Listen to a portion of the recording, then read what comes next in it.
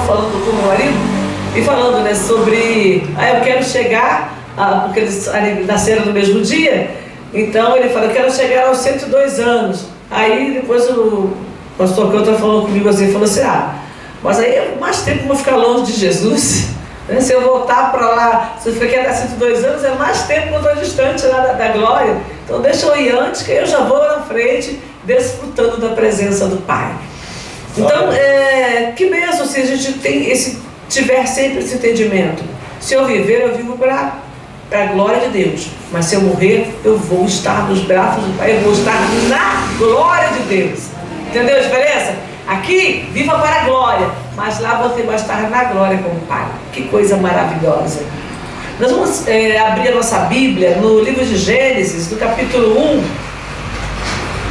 versículo a partir do 27.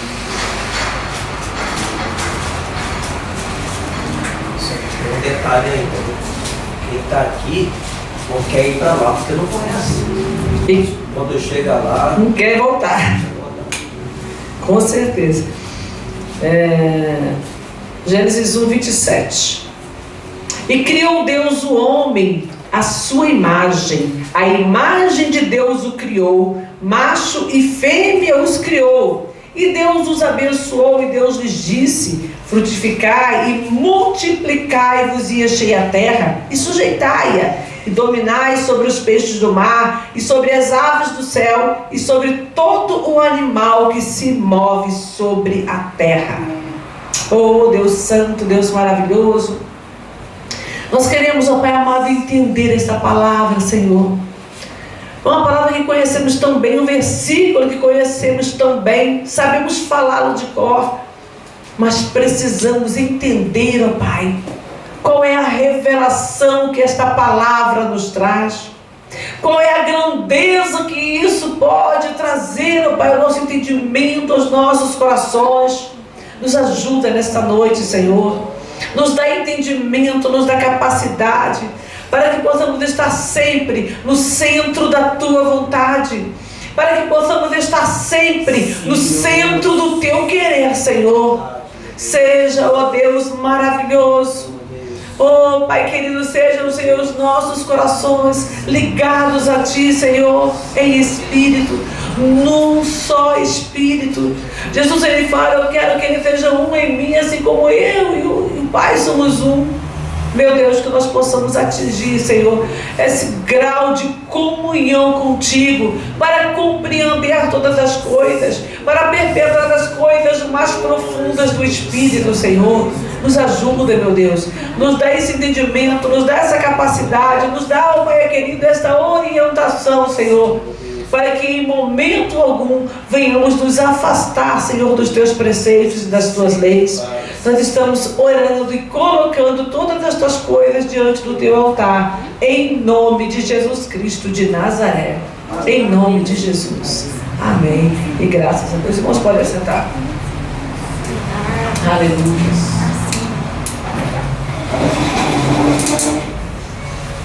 Nós estamos, já há alguns anos, durante o mês de setembro, numa campanha contra o suicídio. A campanha chama Setembro Amarelo. Vários meses agora tem uma cor que é uma forma que os homens encontraram de despertar as pessoas para algo que teria que ser recorrente, teria que ser contínuo, né? A atenção para com as pessoas que estão sofrendo. Porque muitas vezes nós enxergamos, ou temos mais facilidade para enxergar o sofrimento físico. Se uma pessoa está enferma, nós conseguimos detectar a enfermidade, então nós entendemos que ela tem um problema. Se a pessoa tem um problema psiquiátrico, as pessoas também entendem que tem um problema psiquiátrico. Aí ela o quê? Ela é louca. É assim que as pessoas entendem o problema psiquiátrico. Porque não pode nem dizer que entendem na sua totalidade, porque não entendem. A grande maioria das pessoas é assim, passou do normal, é louca, é doida, vai para o sanatório. Hoje melhorou muito isso, porque antigamente qualquer distúrbio a pessoa era internada no hospital psiquiátrico e muitos foram torturados e morreram nesses lugares. Hoje a ciência já tem um pouco mais de compreensão, a questão também das mídias expõe muito mais as coisas, ajuda também a detectar abusos. Outros abusos que as pessoas entendem é o abuso físico no sentido de maus tratos. Maltratos à mulher, à criança, ao idoso, né, ao próprio homem. Então, são coisas um pouco mais fáceis de detectarmos.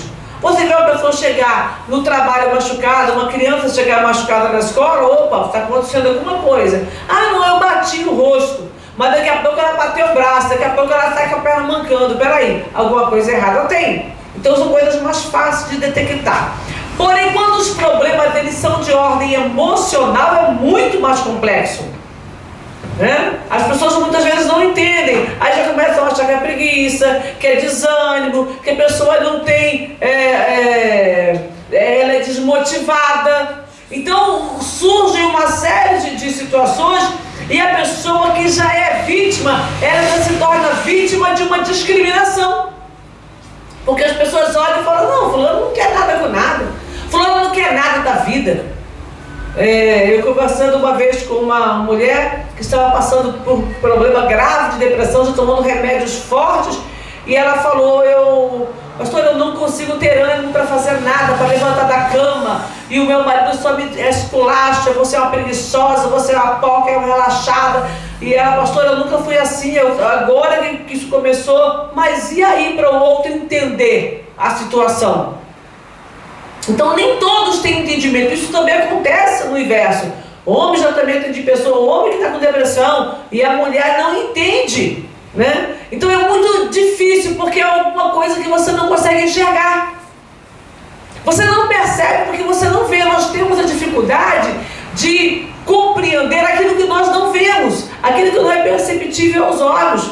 E nós também sabemos que existe realmente pessoas que são preguiçosas, que são indolentes, que são relaxados. Nós sabemos que existem pessoas assim, que precisam despertar, às vezes até de uma sacudida.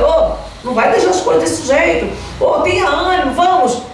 Então são duas situações diferentes. Mas detectar tudo isso, muitas vezes só pelo discernimento espiritual. Às vezes um bom psicólogo consegue perceber. E o que tem isso a ver com o texto que eu li? A Bíblia diz que o Senhor nos fez para ser a imagem de Deus. Quando eu olho para o meu semelhante, se eu conseguir entender isso, que o homem foi feito para ser a imagem de Deus, eu vou conseguir detectar que tem alguma coisa errada na vida daquela pessoa. Deus não fez a gente para ser assim. O que está acontecendo com a pessoa? Eu vou ter um pouquinho mais de empatia. Eu vou procurar perceber, peraí, por que fulano mudou tanto de repente? Algum problema ele está enfrentando. E esse problema geralmente é de ordem emocional, às vezes até gerado por um distúrbio físico.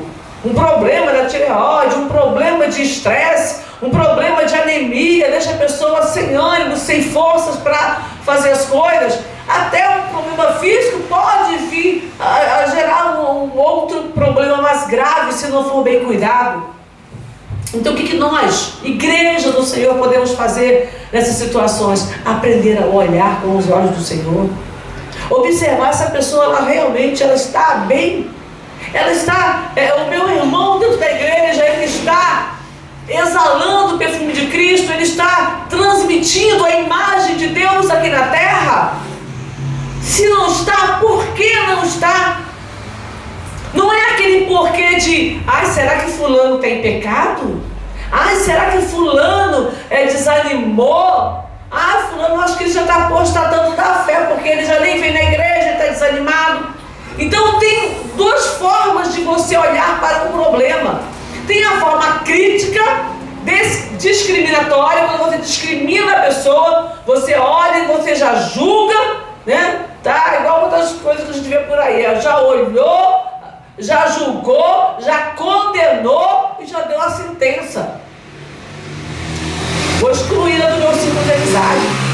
Fulano está assim porque ela deve ter pecado, né? Está desviada.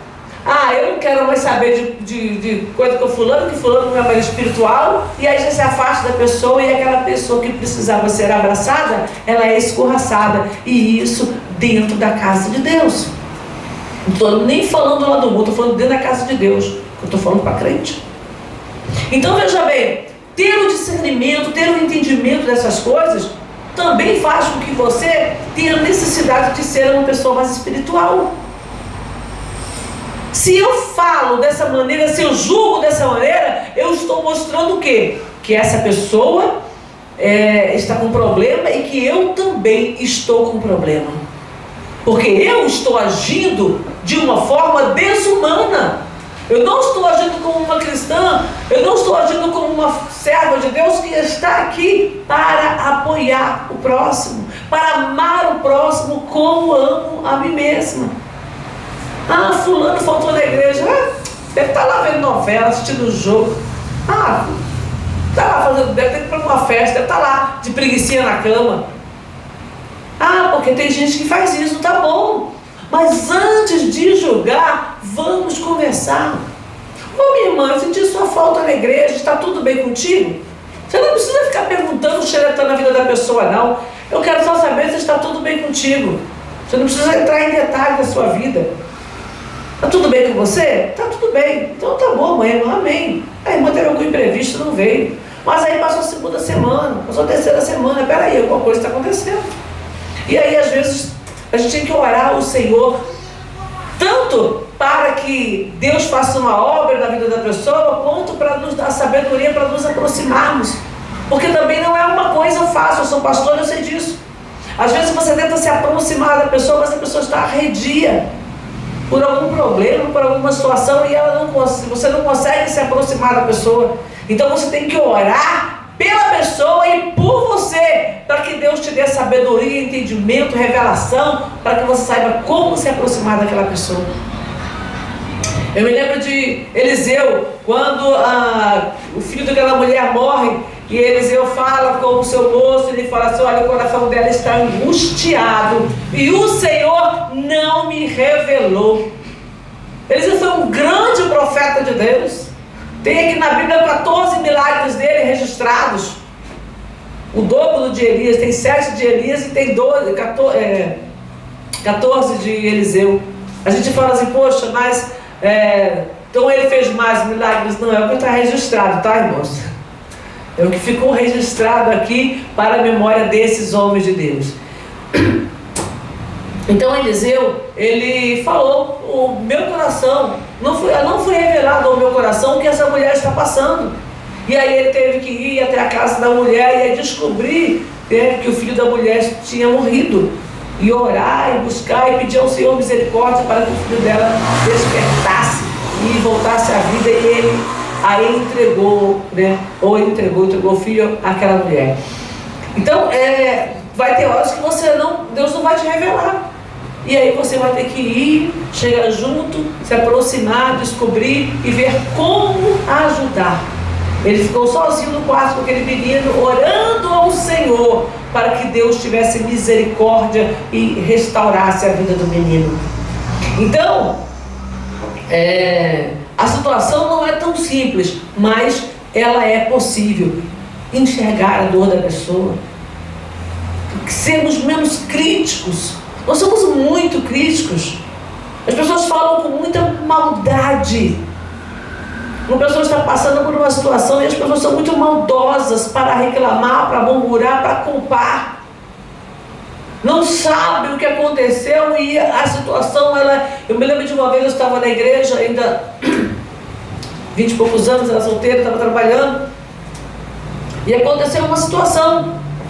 E eu sabia do que essa pessoa estava passando, e eu deixei a pessoa falar. Depois, no outro momento em particular, chamei a pessoa, conversei, e eu me lembro que minha pastora chegou perto de mim e falou: ô, Quitéria, o que foi que aconteceu? Fulana veio me falar assim, assim, assim. O que aconteceu? Que desrespeito foi aquele lá, achando que a pessoa tinha me desrespeitado? Eu falei: não, fulano não me desrespeitou. Ele estava passando por uma luta muito grande, só que na hora que ele falou, ele veio perguntar uma coisa. Na verdade, estava me perguntando porque ele queria chamar a minha atenção para o problema. E eu então esperei uma hora, que depois a gente estava a sós, e eu fui conversar com ele, Não foi desrespeito, não, foi apenas uma situação que ele estava vivendo e que ele queria externar de alguma maneira, porque eu já sabia mais ou menos do problema. Então eu esperei, a hora que estávamos a sós, eu fui, conversei com ela, ela falou assim, ai, tá bom, porque fulano me falou assim, assim, assim. Então, a pessoa que viu uma conversa e não entendeu, ela já levou a conversa colocando a impressão que ela teve da situação, que foi uma situação bem, do jeito que foi colocado, ficou uma situação constrangedora. A bênção é que ela, me conhecendo, veio falar comigo e nós tivemos a oportunidade de conversar e de esclarecer, senão ficaria uma situação bem complicada mesmo, tá? Complicada mesmo. Então é isso, é a maneira como você coloca as pessoas, como você enxerga. E aí nós vamos voltar para a palavra. Hoje eu vou ler pouco, mas eu quero deixar claro para vocês.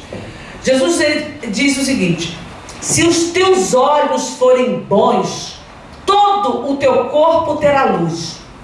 Mas se os teus olhos forem maus, todo o teu corpo será tenebroso.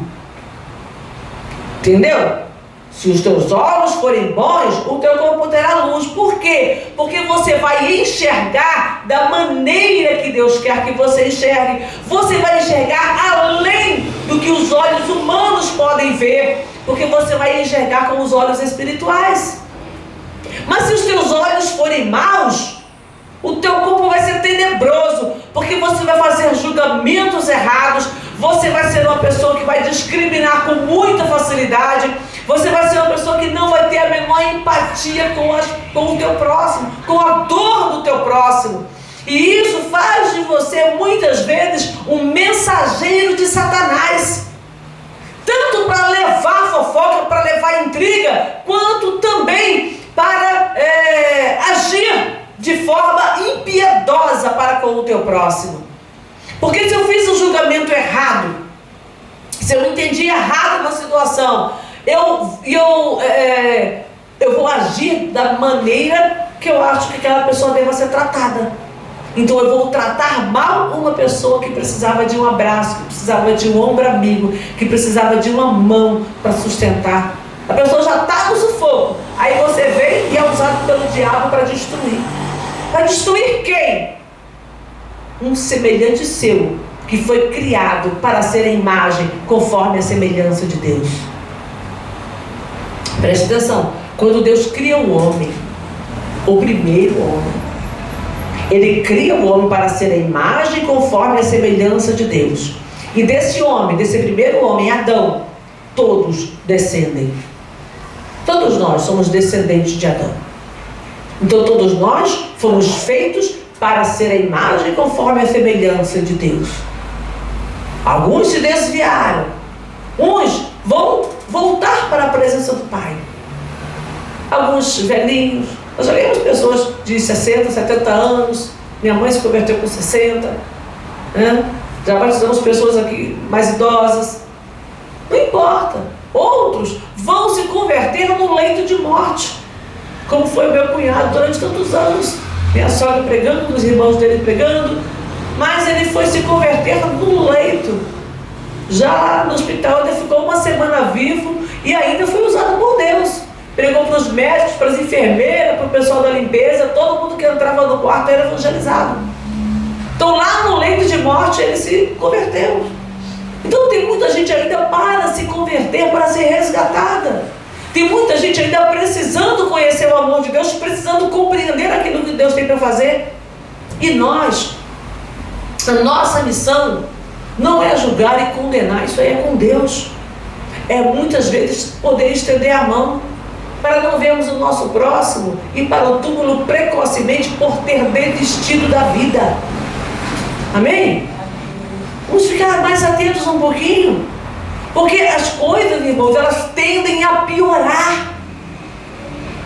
Estávamos conversando com uma pessoa, eu não sei se o pastor Couto vai lembrar, né, também não precisa citar o nome, mas eu não consigo lembrar direito a situação. A pessoa estava com medo desde que começou o Covid. Ficou com medo. O medo de se contaminar, e começou a ficar dentro de casa, se trancar. E a situação foi se agravando, e essa pessoa infartou. Ou teve um AVC. Infarto mesmo, né?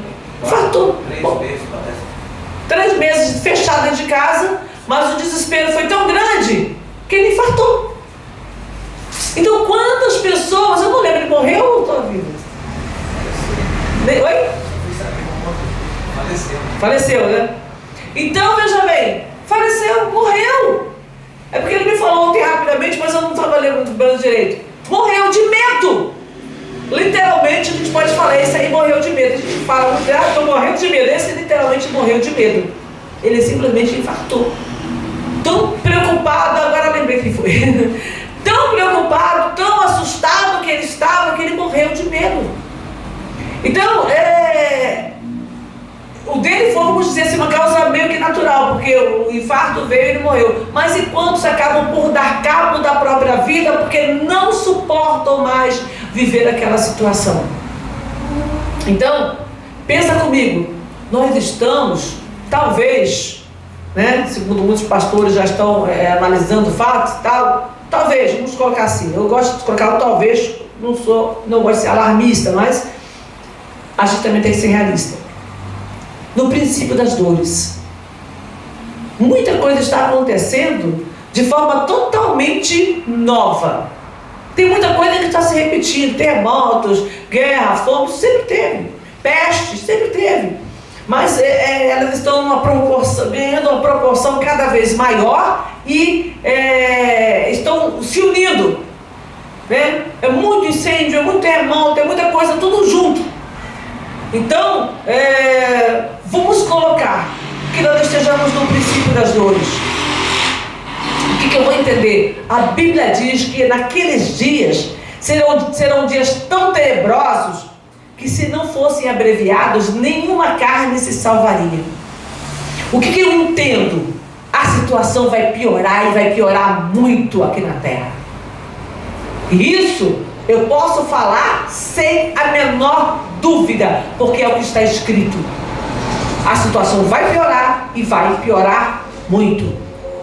Então eu tenho que fazer o quê? Eu tenho que aprender a cuidar da minha vida espiritual para que eu possa suportar as lutas e adversidades, tanto emocionais como físicas. E também estar preparada para ser apoio, para ajudar o meu próximo, para que eles não venham a sucumbir, nem morrendo de medo, como foi o caso desse moço aí, e outros casos que já aconteceram de infarto, de derrame, do próprio desespero da pessoa procurar um hospital e ser mal atendida por um mau profissional que não teve sabedoria. A pessoa foi para o hospital, acabou sendo infectada e acabou morrendo por ter procurado o hospital, né? Não é que você deva ter medo de procurar o hospital, mas eu sempre oro antes, Senhor, prepara, porque às vezes cair na mão de uma pessoa errada, né? Em todos os lugares você vai encontrar pessoas idôneas e pessoas malignas, em todos os lugares, nem a igreja está fora disso. Então você tem que orar e pedir ao Senhor: Senhor, se eu for, mostra uma pessoa que seja idônea. Tem médico que ele vai lá, você está realmente com um vírus, você está numa situação, vamos passar uma medicação. Tem uma amiga nossa que ela está com suspeita, mas o médico, como ela é área de risco, né, grupo de risco, ele já passou para ela a medicação para que ela já comece a se cuidar, porque se tiver realmente, ela ter condições de se tratar a tempo. Então, você vai encontrar pessoas idôneas, pessoas de caráter, pessoas que amam aquilo que fazem e estão ali para realmente cuidar de vidas. Mas você também pode encontrar pessoas que não têm um caráter tão bom assim. Então esteja sempre orando e atento. Voltando lá para o texto. Deus criou o homem à sua imagem. A imagem, sua imagem e semelhança, Deus nos criou para que nós fôssemos felizes, porque antes Ele preparou todas as coisas. Agora, quem é que quer destruir a imagem de Deus aqui na terra? O diabo. O diabo, porque ele sabe que para ele não há mais solução. Para ele não tem retorno.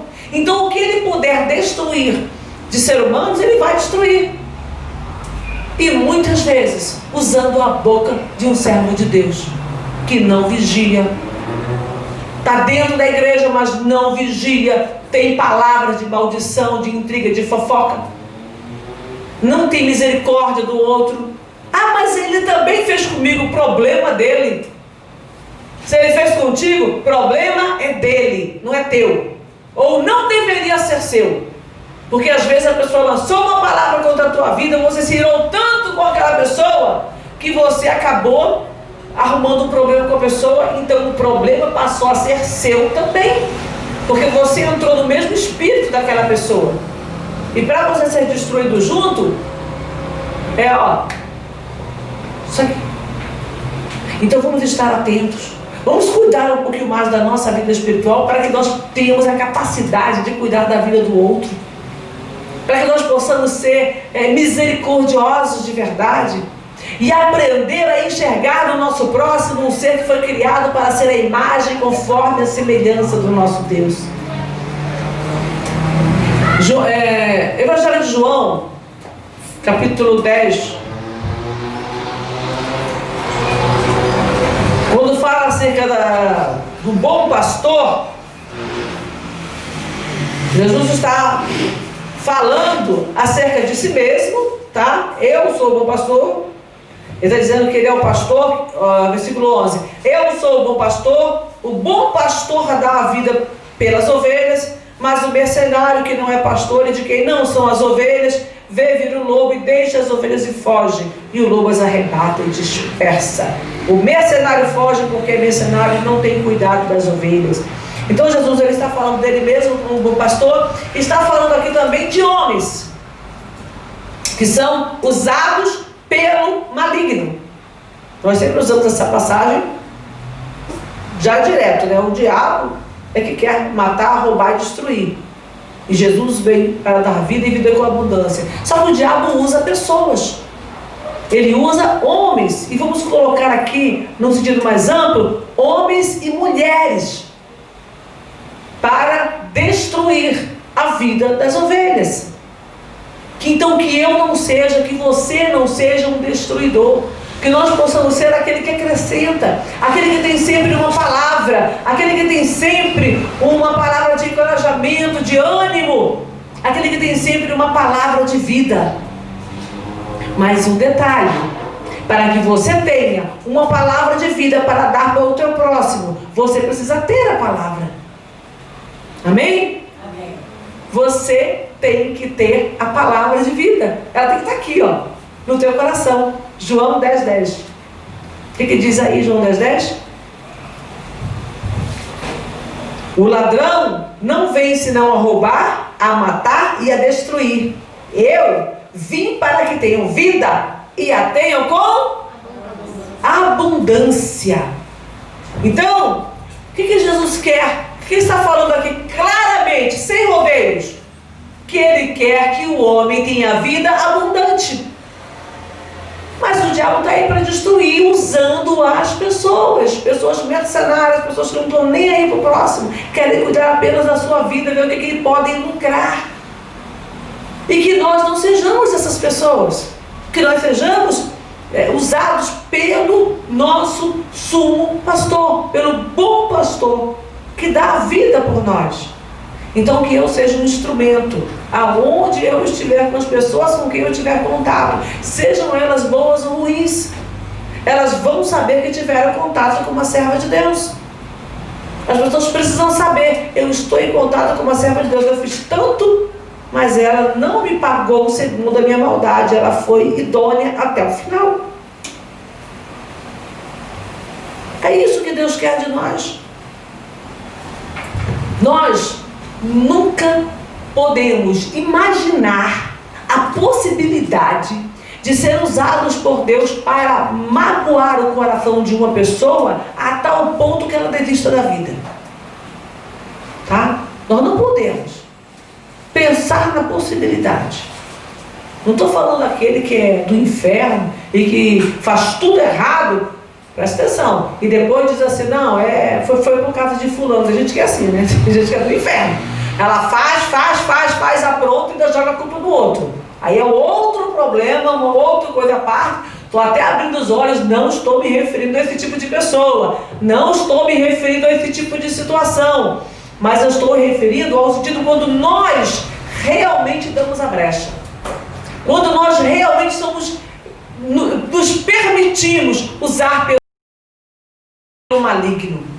Isso realmente é desapontador diante dos olhos do nosso Deus. Jesus fala: eu vim para que tenham vida e a tenham em abundância. Quando eu tenho vida abundante, eu não quero mal do meu próximo. Eu não desejo de maneira nenhuma que aconteça nada de ruim na vida do meu próximo, seja ele bom ou mal. Eu não desejo, eu quero que ele se converta. Eu estou orando, estou clamando, estou buscando. Tem mulher que o marido é uma enconha, tem homem que a mulher é uma enconha, é uma coisa ruim, mas a pessoa está orando, está buscando. Eu já dei um testemunho aqui uns anos atrás de uma irmã. Ela pregou no congresso de mulheres da nossa igreja sede no Rio. Ela casou, o rapaz entrou na igreja, aquele obreiro abençoado, pau para toda a obra. Ela casou, mas o cara era louco, ele estava vestido de louco, não tinha se convertido não. Aí casou, quando saiu da igreja ele mostrou quem ele é. No carro ainda, indo para casa, ele falou: a partir de hoje você não pisa mais na igreja. Aquela mulher sofreu por 26 anos a mão de um marido, e orou e clamou. Ela não pediu divórcio, mas ela clamou. Ela tinha se convertido de verdade, e ela clamou, orou, buscou de Deus por 26 anos. Teve 2 filhos, os filhos seguiram o mesmo caminho do pai, mas todos os dias aquela mulher estava com os joelhos dominados. E o marido ria, zombava e aprontava e tal. E um dia, ela dentro do quarto começou a orar. E ele foi zombar dela. E aí ela aumentou e começou a orar, a clamar. Aquele homem se converteu. Logo depois, os 2 filhos se converteram, se tornaram pastores. Não sei se é 22 ou 26 anos, uma coisa assim. Mas tinha mais de 20 anos já, os 2. E eles 3 se tornaram homens de Deus, porque uma mulher decidiu investir na vida da sua família. Ela casou para ser feliz. Quando ele se converteu, ele foi na igreja e falou com o pastor que fez o casamento deles: pastor, eu tirei essa mulher aqui da igreja um dia, eu fiz ela sofrer muito. Eu não honrei os meus votos de matrimônio, mas eu quero que o Senhor hoje faça o nosso casamento de novo, porque a partir de hoje eu vou honrar essa mulher, que é uma mulher de Deus. E aí fez o casamento deles de novo dentro da igreja, o mesmo pastor, e aí a vida daquela mulher se tornou uma bênção. Então, ter sabedoria para lutar em oração, para buscar de Deus, quem tem? Até que ponto estamos dispostos a orar, a clamar, a jejuar, a enfrentar as situações? Só Deus é que sabe. Só Deus é que sabe até que ponto nós estamos, porque nem eu nem você sabemos. Nem eu nem você sabemos. Às vezes você está num dia meio atribulado, alguém te dá um safanão, alguma coisa assim, e a pessoa já responde. Aí você descobre: puxa, eu não estou tão convertida como eu achei que estaria. Eu não suportei essa situação. Alguém falou mal de você, você já saiu soltando cobras e lagartos. Você não estava preparada. Nós temos que estar preparados para enfrentar o que há de vir. E eu só vou aprender a enfrentar as situações quando a palavra estiver entranhada no meu ser. Já não vivo eu, mas Cristo vive em mim. Aleluia. Que nós possamos chegar neste nível de entendimento. Que nós possamos nos posicionar de tal maneira que nós verdadeiramente estejamos, Cristo viva em nós. Nós vamos orar, porque hoje a gente vai participar da ceia. E nós vamos participar da ceia com entendimento. Senhor, eu quero que Cristo viva na minha vida, porque eu sei que eu sou a imagem de Deus aqui na terra. Eu fui criada para ser a imagem de Deus aqui na terra e eu vou ser a imagem de Deus aqui na terra, custe o que custar. E eu ainda vou ajudar outros a se encontrarem, a perceberem que são de Deus e que devem retornar para os braços de Deus. E eu jamais vou ser usada pelo inferno para destruir a vida de alguém ou para motivar a autodestruição. Nós estamos aqui e nós temos um pastor que deu a vida por nós, para que nós tivéssemos vida abundante. E eu vou me empenhar em ter uma vida abundante a partir de agora. Nós vamos